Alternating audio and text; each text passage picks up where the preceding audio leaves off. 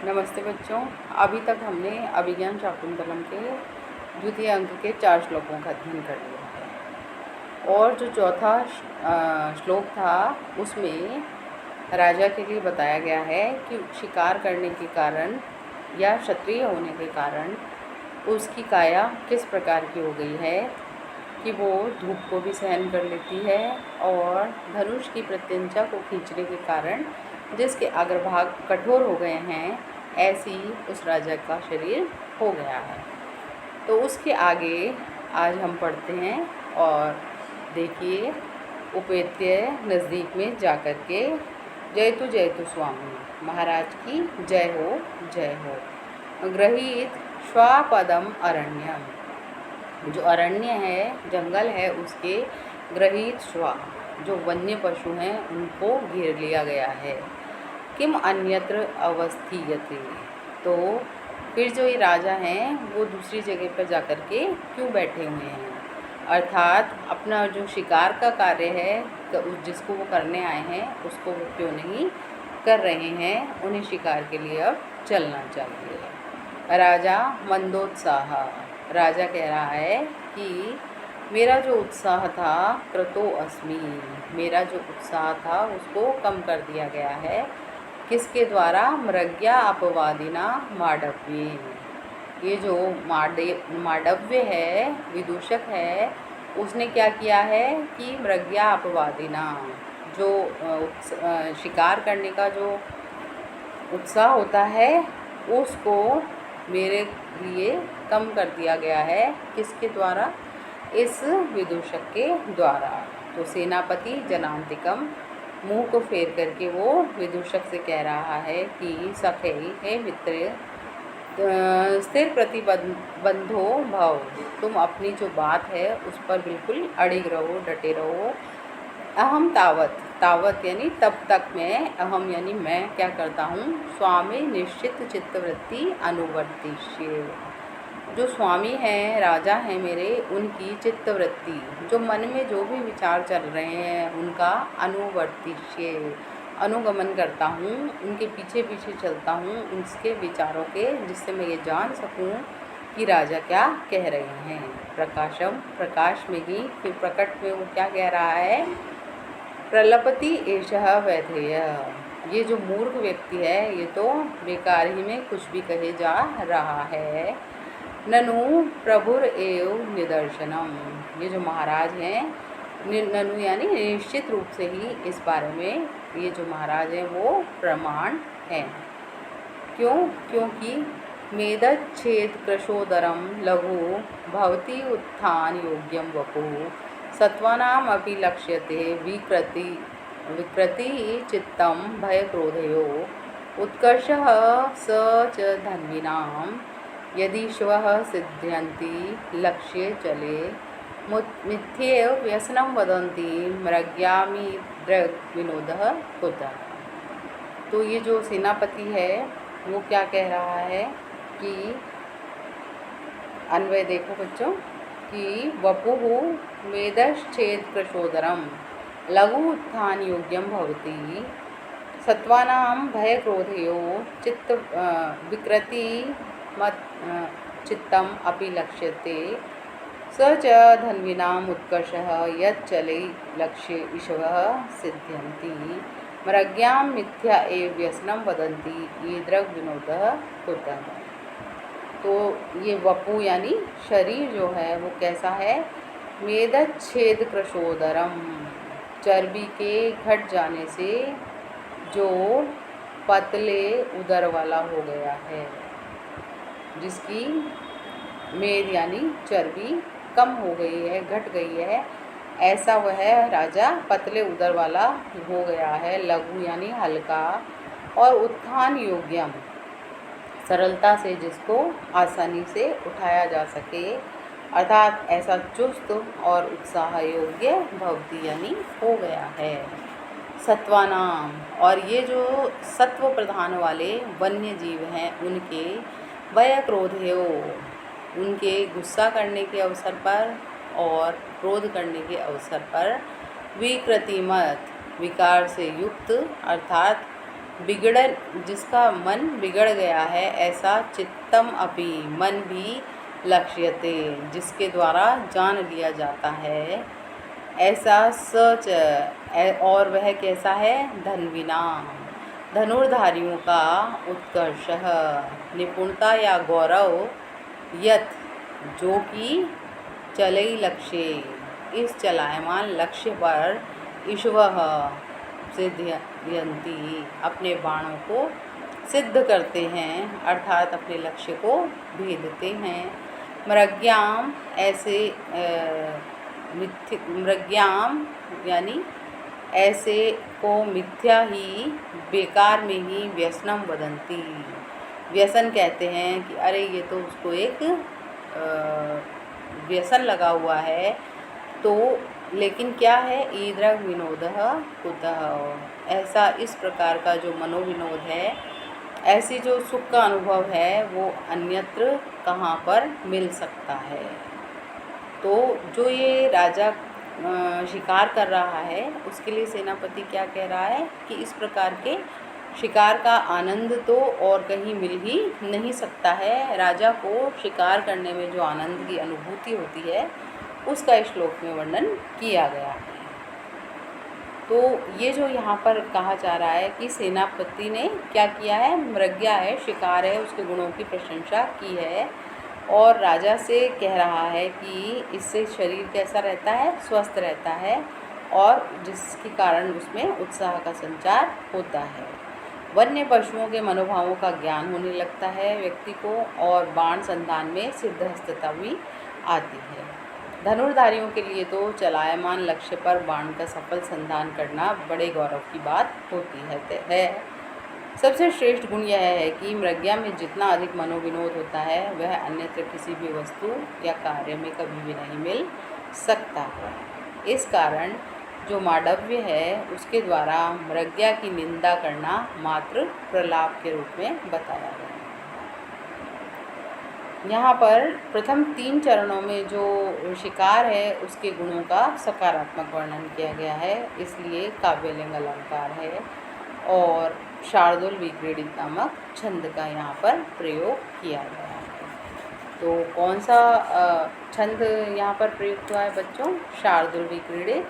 और जो 3 चरणों में मृग्या, हालांकि शिकार करना उचित नहीं है लेकिन फिर भी उसके जो राजा है, क्षत्रिय है, उसके लिए इस कार्य को उचित बताया गया है और उसके उन्होंने कारण भी दिए हैं। तो उसका जो शिकार करने का सकारात्मक गुण है ना, उसके कारण यहाँ पर 3 जो प्रथम चरण है उसमें सकारात्मकता दिखाई गई है शिकार करने की। इस कारण से यहाँ काव्यलिंग अलंकार का प्रयोग हुआ है। आगे देखिए, सरोषम, इस कारण से वो क्रोधपूर्वक अपेहि रे उत्साह हेतुकः, तो वो कह रहा है कि अपेहि यानी दूर हटिए, कौन, उत्साह हेतुकः, अपेहि जो उत्साह को कम कर रहे थे ऐसे आप दूर हटिए। अत्र भवान प्रकृतिम मापन्नः, तो महाराज अपनी स्वाभाविक प्रकृति पर आपन्न यानी आ गए हैं, उनको ये पता लग गया है कि त्वम तावद अटवी तो अटवी माहिण्डमानो नरनासिका लोलुपस्य जीर्ण वृक्षस्य कस्यापि मुखे पतिष्यति। तो वो विदूषक क्या कह रहा है कि जो महाराज हैं अपनी किस पर आ गए हैं, प्रकृति पर आ चुके हैं, इसलिए तुम तो तावत अटवी तो अटवी, क्या एक वन से दूसरे वन के प्रदेश में घूमते हुए नरनासिका लोलुपस्य, जो अब तुम घूम रहे हो एक वन से दूसरे वन, तो क्या है, एक जो नर नासिका, मनुष्य की नासिका के लोभी किसी जीर्ण वृक्षस्य है, किसी वृद्ध जीर्ण हुए जिसकी आयु समाप्त होने को है, ऐसे रीछ की, वृक्षस्य यानी रीछ के मुखे पतिष्यति, मुख में जाकर के गिर जाओ, अर्थात उसके अंदर तुम जाकर गिर पड़ोगे, ऐसा वो विदूषक कह रहा है। राजा भद्र सेनापति हम क्या कर रहे हैं, आश्रम सनिकृष्टे स्थिता स्मः, आश्रम के नज़दीकी पास ही में ही ठहरे हुए हैं। अतस्ते वचो न अभिनंदामि, इसलिए ये जो तुम्हारे विचार हैं उनसे मैं न अभिनंदामि, अभिनंदन उनका नहीं करता हूँ, उनसे मैं सहमत नहीं हो रहा हूँ उस बात से। क्यों? अद्य तावत, क्योंकि आज तो गहनता महिषा निपान सनीलम श्रृंगेर्मुहुस्ताडितं छायाबद्धकदम्बकं मृगकुलं रोमन्थमभ्यस्यतु विश्रब्धं प्रियतां वराहपतिभिः मुस्ताक्षतिः पल्लवले विश्रामं लभताम् इदं च शिथिलज्याबन्ध अस्मद्धनुः। तो क्यों कह रहा है वह कि मैं तुम्हारा इस बारे में, इस विचार से मैं तुम्हारे सहमत नहीं हूँ। क्यों? क्योंकि देखो बच्चों, अन्वय क्या है इसका, महिषा श्रृंगे मुहुः ताडितं निपान सलीलं गहनतां छायाबद्ध कदम्बकं मृगकुलं रोमन्थम अभ्यस्यतु वराहपतिभिः विश्रब्धं पल्लवले मुस्ताक्षतिः क्रियताम् शिथिलज्याबन्धम् इदम् अस्मद्धनुः च विश्रामं लभताम्। महिषा, महिष कहते हैं भैंसे को, उसके श्रृंगे सींगों के द्वारा, मुहुः ताडितम बार बार ताड़ित किए गए, प्रताड़ित किए गए या उसको विलोड़ित किया गया, निपान सलीलम जो सरोवर का जल है उसका, गहनताम आप अवगाहन कीजिए, छायाबद्ध कदम्बकम और छाया में झुंड बनाने वाले, मृगकुलम ये जो मृग हैं, हिरण हैं, उनके समूह को, रोमन्थम जुगाली को, अभ्यस्यतु अभ्यास कीजिए, अभ्यास करे वो, वराहपति भी और बड़े बड़े जो वराह हैं, कौन हैं, सुअर हैं, सूकर हैं, उनके द्वारा, विश्रब्धम बिना किसी भय के, जिनको ज़रा भी डर नहीं है, ऐसे विश्वासपूर्वक जो पल्वले अल्प जल वाले गर्तों में, जहाँ पर बहुत कम पानी है, ऐसे खड्डों में, मुस्ताक्षति नागर मूथा का तोड़ना, क्रियताम ऐसा कार्य किया जा रहा है, ऐसा वो करें। शिथिलज्याबन्धनम और जो शिथिल हुई प्रत्यंचा वाले बंधन वाले हैं, इदम अस्मद्धनुः च और यह जो हमारा धनुष है ऐसा, विश्रामम विश्राम को, लभताम प्राप्त करे। तो क्या कहा जा रहा है बच्चों कि जो भैंसे हैं वो अपनी सींगों के द्वारा बार बार विलोड़ित किए गए सरोवर के जल में स्वच्छता से अवगाहन करे और वृक्षों की जो छाया है उनमें झुंड बना करके इकट्ठे हुए मृगों का समूह निर्भय होकर के जुगाली करे। बड़े बड़े जंगली सुअरों के द्वारा बिना किसी डर के बहुत कम जल में भी के जो खड्डे बने हुए हैं उनमें जो एक विशेष प्रकार की घास होती है उसका नाम है नागर मोथा, उसको तोड़ करके उन शुकरों के द्वारा खाया जाए और शिथिल प्रत्यंचा वाला यह हमारा जो धनुष है अब वो विश्राम को प्राप्त हो गई। तो इसके लिए कहा जा रहा है कि भाई क्या क्या काम हो कि सब जंगल के जो जानवर हैं वो उस प्रकार का कार्य करें और तब तक जो ये हमारा राजा का धनुष है वो भी प्रत्यंचा पर ना चढ़े, विश्राम को प्राप्त करे। तो इसलिए राजा का सेनापति, राजा जो है सेनापति से क्या बात कह रहा है कि इस समय हम आश्रम के नज़दीक आ गए हैं, इसलिए हमको शिकार नहीं करना चाहिए। और अब तो मैं चाहता हूँ कि ये जो भी वर्णन ऊपर किया गया है कि भैंसे स्वेच्छा से सरोवर में अवगाहन करें, छाया में एकत्र होकर जो मृग हैं, हिरण हैं, वो जुगाली करें और जो सूकर हैं वो छोटे छोटे खड्डे जहाँ पर कि जल भरा हुआ है उनमें नागर मोथा नाम की घास को तोड़ करके खाएं और जितने भी वन के जीव हैं वो बिना डर के अपने जो भी कार्य उनके रोज के होते हैं उनको करें। और ये मेरा धनुष भी तब तक वो कह रहा है राजा कि विश्राम को प्राप्त करें।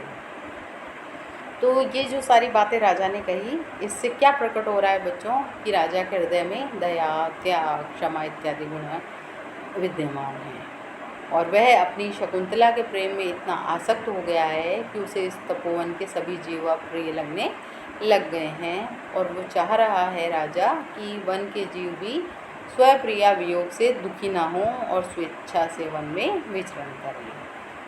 तो ये वर्णन जो इस श्लोक में किया गया है वो मैं आपको बता रही हूँ। इसलिए इस श्लोक में जो स्वाभाविक वर्णन है सबका, जितने भी पशु पक्षी हैं उनका या जितनी भी क्रियाएं हैं उनका जो स्वाभाविक वर्णन किया गया है, तो उस कारण से यहाँ पर स्वभावोक्ति अलंकार का प्रयोग किया गया है। और छंद यहाँ पर शार्दूल विक्रीडित है। तो बच्चों यहाँ पर शार्दूल विक्रीडित नामक छंद का प्रयोग किया गया है श्लोक में। और अलंकार कौन सा है? स्वाभाविक वर्णन होने से स्वभावोक्ति अलंकार है। तो आज ये 6 श्लोकों तक हमने अध्ययन किया है। अब इसके आगे हम अगली कक्षा में प्रारंभ करेंगे।